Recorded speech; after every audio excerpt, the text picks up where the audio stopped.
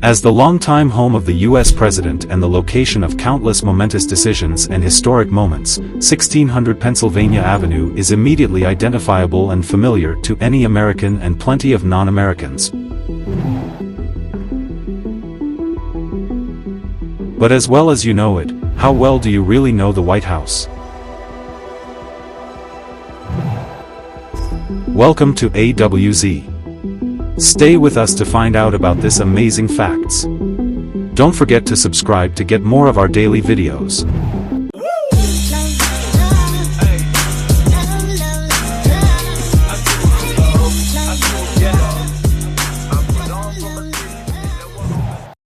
"12. It's full of fun, lesser-known rooms." What purpose could 132 different rooms possibly serve? Well, it turns out some of the past residents have come up with quite creative ways to fill these spaces. Harry Truman, for example, commissioned the White House's first bowling alley. FDR oversaw the transformation of a cloakroom into a 42-seat movie theater.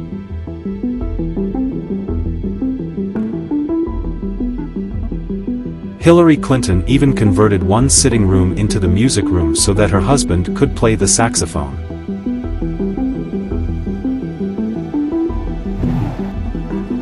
"11. The Oval Office was inspired by George Washington." While George Washington never lived in the White House and was long dead before the Oval Office was first used in 1909, Washington was an inspiration for the room's unusual shape. Washington reportedly insisted upon having rounded walls in his Philadelphia home so that it would be suitable for hosting formal gatherings, or levees. This design was followed when the Oval Office was constructed, although such formal receptions are no longer hosted in the space. 10. It isn't the original White House. If you think back long and hard to your middle school history lessons, you'll remember that during an invasion in 1814, the British burned the White House down. Only 14 years after the original construction was finished, the same architect, James Hoban, was tasked with rebuilding. The White House version 2 finally finished in 1817, though Hoban would return on occasion in the following years to add porticos on the north and south sides. 9. The West Wing didn't always exist. Most of what we associate with the White House takes place in the West Wing. There's the Situation Room, the Cabinet Room, and of course, the Oval Office. That existed before Teddy Roosevelt called to have an executive office building built alongside the residence in 1902.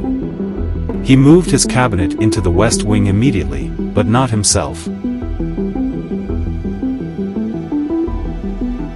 It wasn't until 1909, when President Taft doubled the wing's size, that the Oval Office was included. Taft was the first president ever to use it. 8. It's been home to many animals. When the first family moves into the executive residence, they take their pets with them. The White House has seen its fair share of cats and dogs, but it's also housed a number of more unusual pets.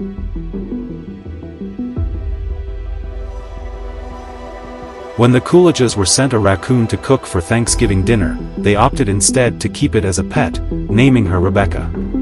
President Harrison kept 2 possums named Mr. Protection and Mr. Reciprocity.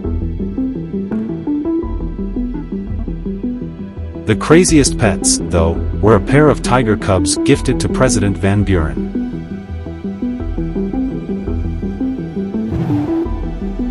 7. There's a secret entrance. Like all high-profile buildings, the White House has a secret entrance for the president and secret visitors. It opens onto H Street in Washington, D.C. and passes through 2 tunnels and an alleyway before arriving at the White House basement.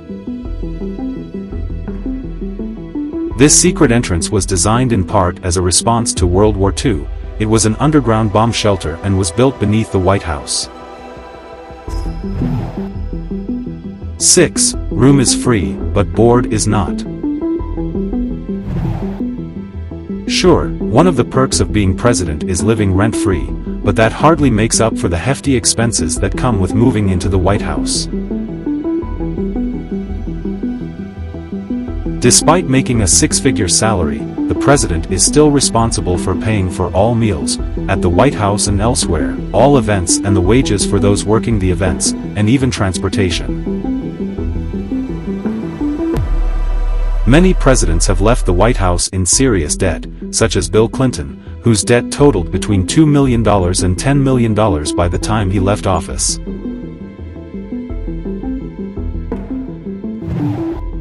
5. It was, indeed, built by slaves.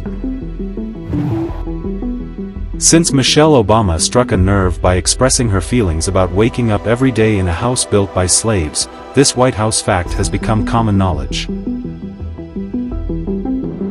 And it shouldn't be surprising considering the state of the U.S. at the time the White House was built. White House records show that African American slaves were trained on the spot to fill certain capacities, such as quarryman, brickmaker, and carpenter. 4. John Adams was the first president to live in it. Though George Washington was responsible for commissioning the construction of the White House, choosing the site, and approving its design, he never actually lived there. That honor went to President number 2, John Adams. Washington's term ended in 1797, 3 years before the White House was completed in 1800. He died in 1799, meaning he never even set foot in the completed building. He is the only U.S. president to have not lived in the White House.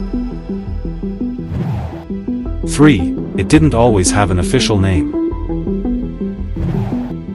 The name wasn't officially adopted until 1901, when Teddy Roosevelt decided to change it from the executive residence.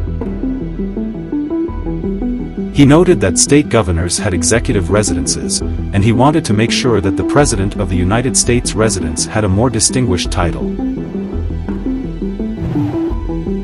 2. The White House's architect wasn't American. The White House was designed by James Hoban, an Irish architect who began his stateside career in Philadelphia in 1785. 1. The White House is big, really big. The White House is a mansion. Consider this, the White House residence spans 6 floors and includes 132 rooms and 35 bathrooms. That makes for 412 doors, 28 fireplaces, 8 staircases, 3 elevators, and the setup for an epic game of hide-and-seek. Wondering how much a place like that would cost?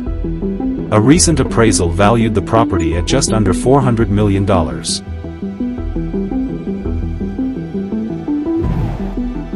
Thank you for watching. If you like the video, don't forget to share and click on the notification button for more of our amazing videos.